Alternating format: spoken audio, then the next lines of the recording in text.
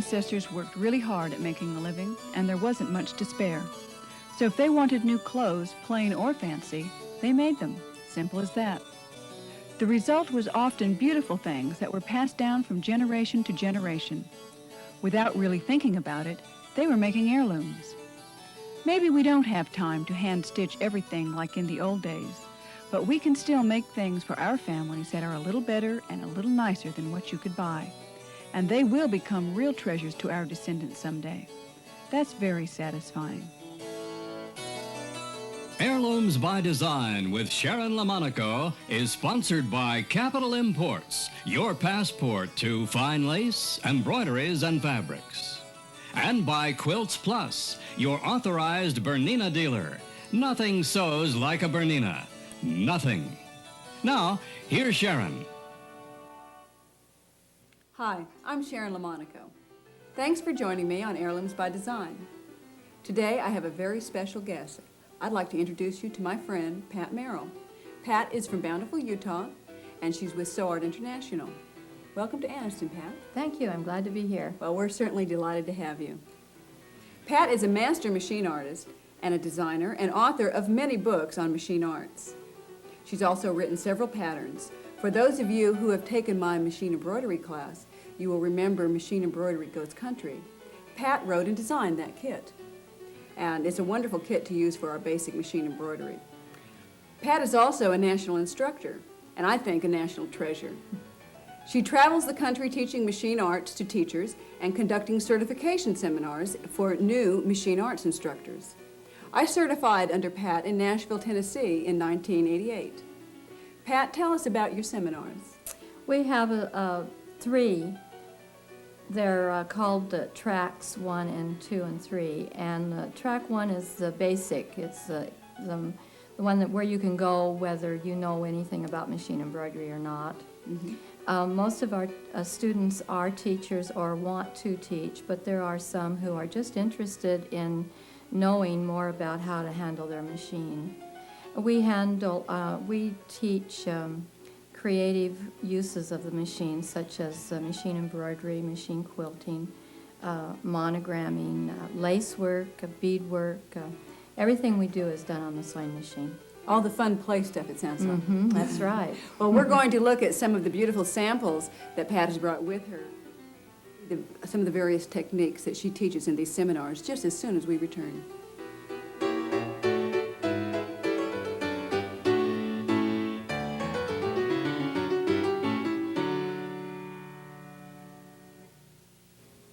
Pat, would you give us a little bit of information and explain some of these different techniques and what we're looking at here? Oh, I'll be glad to. Cable stitching is where you work with a heavy thread in the bobbin, so that something that you can't get through the needle. Mm-hmm. And so I've done a lot of cable stitching here. This was done with a heavy thread in the bobbin, without a hoop. I just turned it over and stitched around it whichever way I wanted to go. And the same way with this. Here, this had a thread called Candlelight in it. And Candlelight is a relatively thick thread. Yes, it is. And it won't go through the needle, even if you use a very large needle. It just is too heavy and too nubby.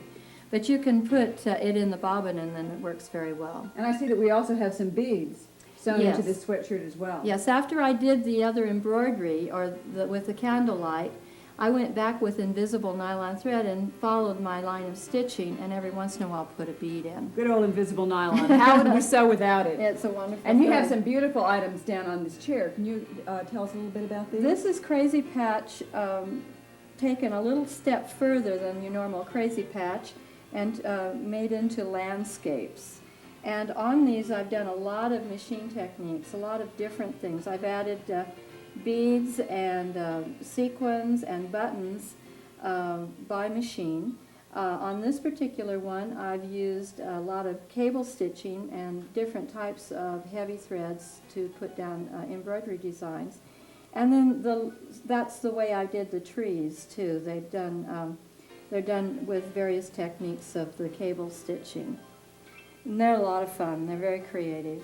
Your machine quilted vest is really beautiful. Thank you. And that looks like a lot of invisible nylon thread, and you also have some metallic in there. That's right. I've used the metallic in the outline of the floral design inside the heart. And there's meandering or stippling and feathers, and it's very traditional looking, but it was all done on the sewing machine. Well, it's very lovely. Thank you. Pat works really hard at creating and developing new machine techniques, as well as finding new products for us to use in our machine arts. Today, she's going to show us a new thread, Renaissance thread, and also show us how to use it on our sewing machine to achieve the look of crewel embroidery. We'll get started with Renaissance thread right after this message. Sharon will be back right after this.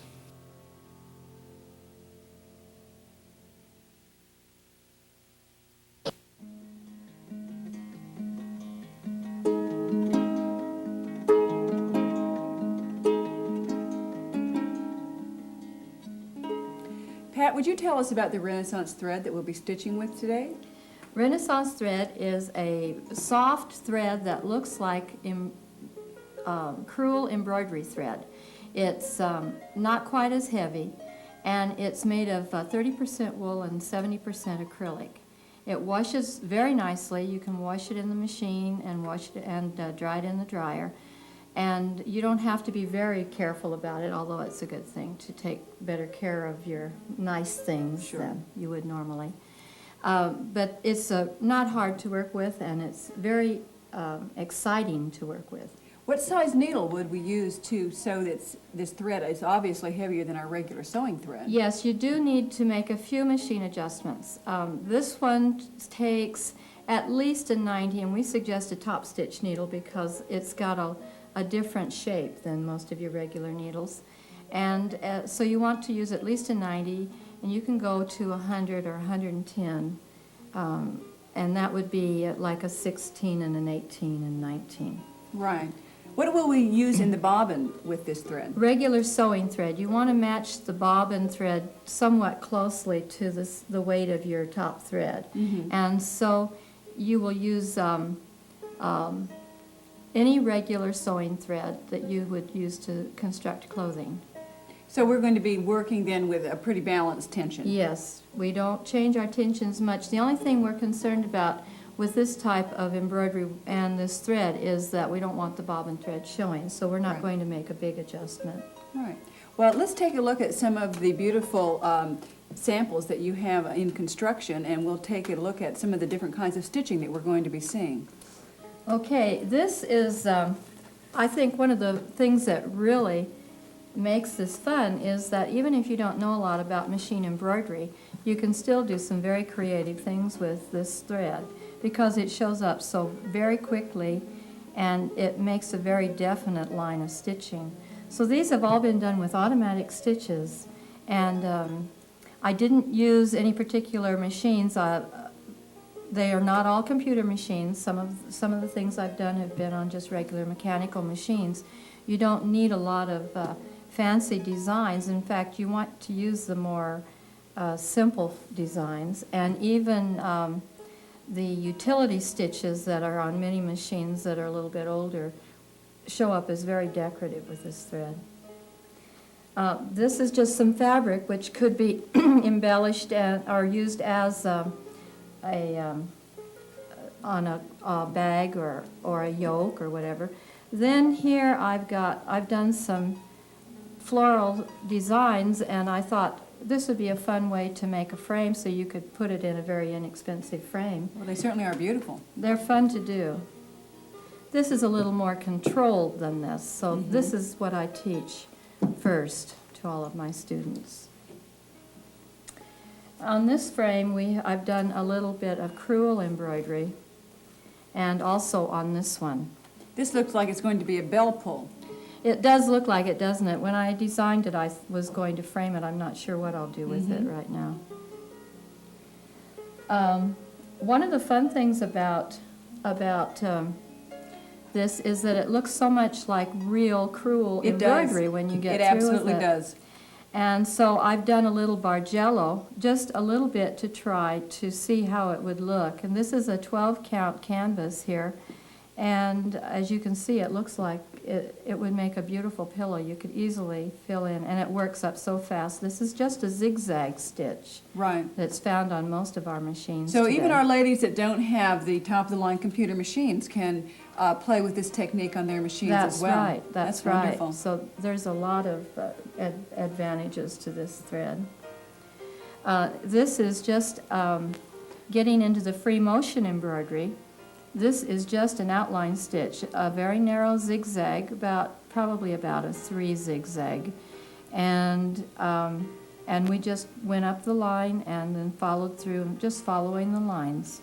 It looks like it was done with a real continuous line type of design. That's nice to work with, so we don't have to stop and break our thread as much. That's right, and when you can just don't have to work with a lot of different colors.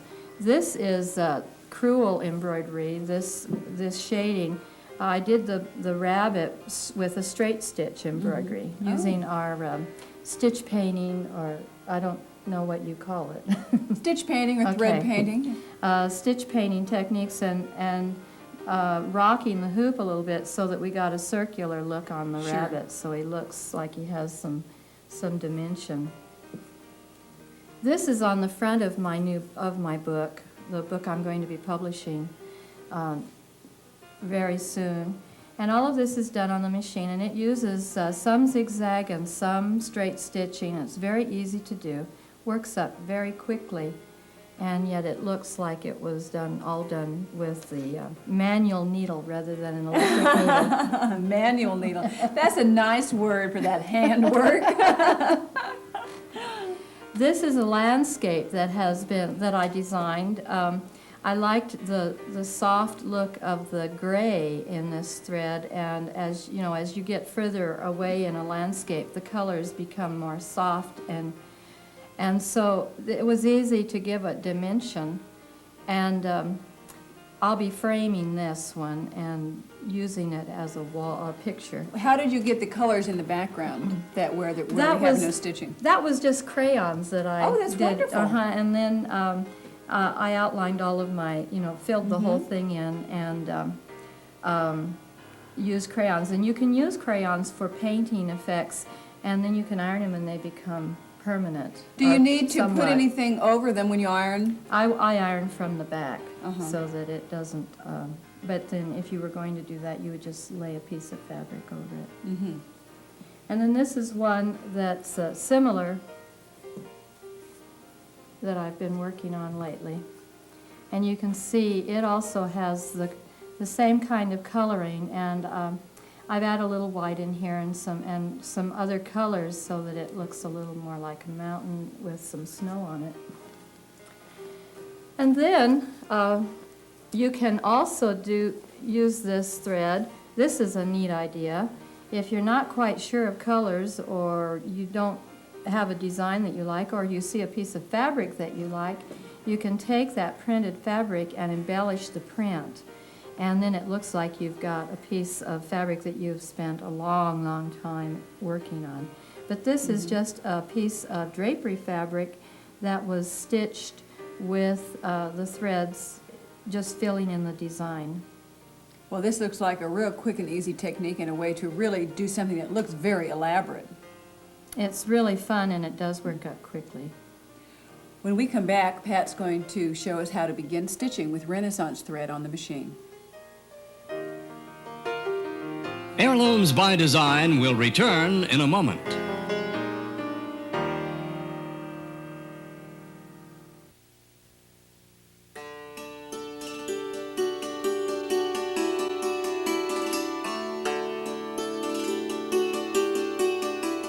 We're going to begin with our open toe applique foot, which is foot number 20. And we're going to be stitching with some of the utility stitches and the automatic decorative stitches that are built into the machine.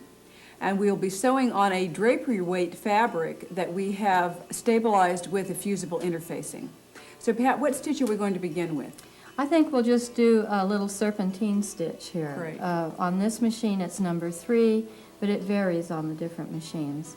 And I have lengthened the stitch length and widen the stitch width so that you can see it easily. And you can see that it just stitches on there. You can see it immediately. You're not going to have to stitch over a line 2 or 3 times in order for it to show up. It's just an immediate thing. And then if you want to turn around and make it a little bit wider or a little more important, you can just go back and change your direction and stitch right back over the line or the same various line, and then you get an entirely different look. And we don't need to necessarily go back and keep it the same. We can just meander all over the place. That's right. That's And great. you don't need to stay in a straight line either. You can go around and curve your lines of stitching. And you can see that there's a lot of capability here for you to do some really nice fabric embellishing. Let's try another stitch. I'll use number 16, which is like a little leaf shape. Thank you. Okay, we'll go back on this, and this is the shape. There's a little bit of reverse stitch in this shape, in this decorative stitch. And the thread can handle these reverse stitches all right. As long as they're simple. If they have a lot of buildup, then it starts to fray. But as long as you keep them simple and keep your stitch length as pretty long, you don't have a problem with that. Okay, great. But this is a real attractive stitch here, and something that I really like this stitch. Very, very useful and very decorative. And this is how you started creating the piece of fabric that we saw earlier. It was by Right. just doing random stitching. Right. I just started at one corner and just kind of meandered across to the other opposite corner, and then that was in the center of the fabric, and then I just started moving around on the sides. I usually pick a color as my base color and do that in several places on the fabric, and then fill in the other areas with a couple of accent colors so that it's all blended in together. But these are real fun and very effective ways to use this thread and use your machine. Well, that's wonderful. Let's go to another color, and I know there's a little trick you're going to show us about threading this Yes. thread through the needle. Yes. This is a very heavy thread, and it's difficult to thread the needle unless you have a needle threader. If you don't have a needle threader, then you can. It's right here. It's hiding. This is a little needle threader that comes with the sergers, and it's just a very delicate little piece of wire that is joined together here. You just put that in the needle. Did you want pink? Yes, I think pink would be great. Then you're going to thread your machine. Actually, you might want to bypass the thread guide that's right over the needle because sometimes they get a little tight in there, and you don't want anything to fray your thread out. And then you're just going to stick this end of this through that loop on the needle threader and pull the needle threader through. Well, that certainly is easy. It's quick and easy. Now, if you don't Great. have one of these, they're really a fine wire. If you don't have one of these, you can do the very same thing with a loop of thread and just thread it that way. I'm going to give you another little tip. You can get something very similar to this at the drugstore, and it's for threading dental floss. That's And they work a good wonderful. idea. That's And they're right. they come in a little box, and there's a bunch of them for when you lose them because they're very tiny and fine. There are lots of things that we use in creative machine art that you wouldn't think of, that we find in lots of places, such as drugstores. Found objects. And they really, I encourage you to look for those. This is fun, though. I really enjoy just sitting down and stitching. And of course, right now I have just stitched over 2 layers of fabric. Now, this works out very well. I didn't mean to do this, but it does show something here because I'm going to pull this out. Let's get the little seam ripper out here, and we're going to just stitch right, or pull this thread right out here. The stitches are so far apart and so large that you can pull it out very easily, even if you've put in a lot of stitches, such as filling in a space with a crewel design. You can pull those right out very easy. Oh, goodness. Look Yes, at that. isn't that nice? And then when it's stitched in, it stays really nice, but it doesn't have I'll take this. isn't hard to get rid of if you don't like a line or if you don't like a color. It's easy to correct it. Let's keep the seam ripper handy. Hopefully I won't need it again. One of my favorite tools, the reverse sewing tool. That's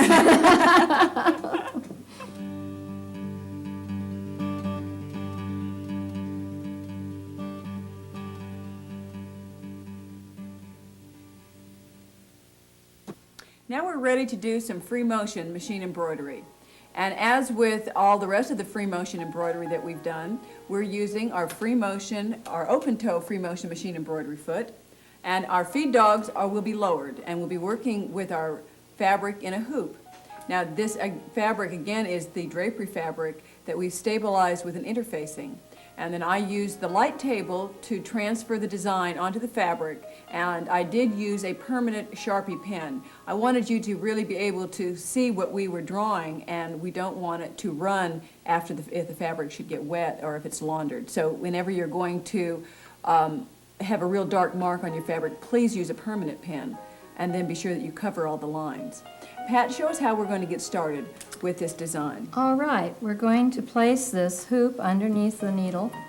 Just slide it under there, and then I'm going to tie on the thread down here at the base of this leaf.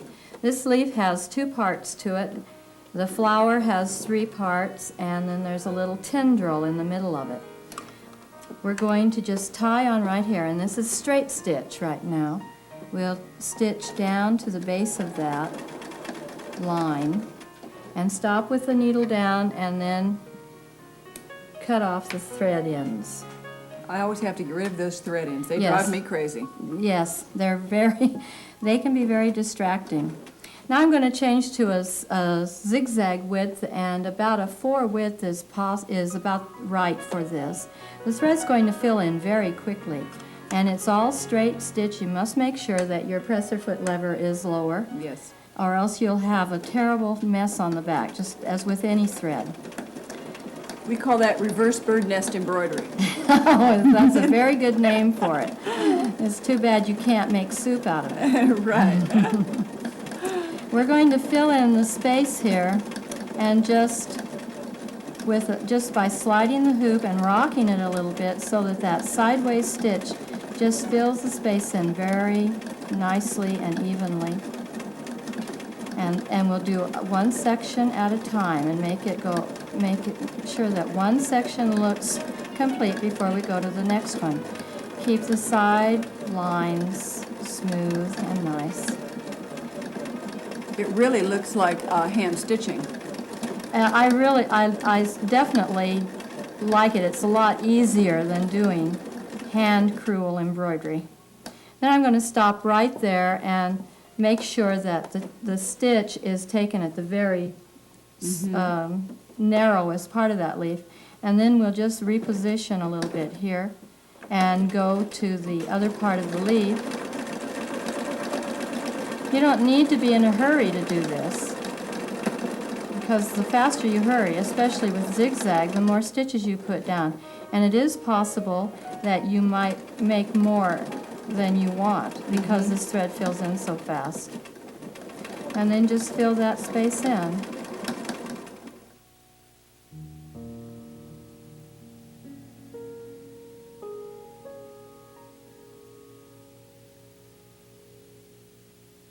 Pat, I understand that you're writing a book on Renaissance thread. That's right, and it will be out in about a month. And what kind of things are going to be in it? Oh, everything we've seen here, and plus a few other things. I'm always getting suggestions from people around the country about, well, why can't you do this with that? And usually it works out so that it looks nice with the thread. Well, you'll just have to keep writing sequels in as you get more new ideas. That's right. That's what I'll do. You know, when I look through all of those boxes of goodies you brought with you, it just makes me want to get right to the sewing machine and play. It's Yes, really isn't that fun? inspirational. I really like to do that. We will have Pat's Renaissance thread available at Quilts Plus, as well as her book, just as soon as it comes out. Well, I've enjoyed visiting with you today, and I know this is a technique that you will enjoy using to embellish garments as well as making items for your home. I hope you will continue to tune in to Heirlooms by Design. In the coming weeks, we will have many exciting techniques to show you. They will range from quilting to French machine sewing and English smocking, machine embroidery and lace making techniques, and all of them will be Heirlooms by Design. Heirlooms by Design has been brought to you by Quilts Plus, your authorized Bernina dealer, and by Capital Imports. Thread racks on the set of Heirlooms by Design provided by Handcrafted Wood Products, Mobile, Alabama.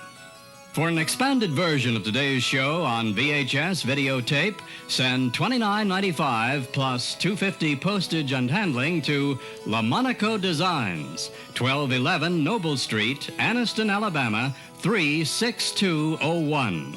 That's LaMonaco Designs, 1211 Noble Street, Anniston, Alabama, 36201. Be sure to ask for today's topic by name. Visa or MasterCard accepted. Sharon will be back with more Heirlooms by Design next week.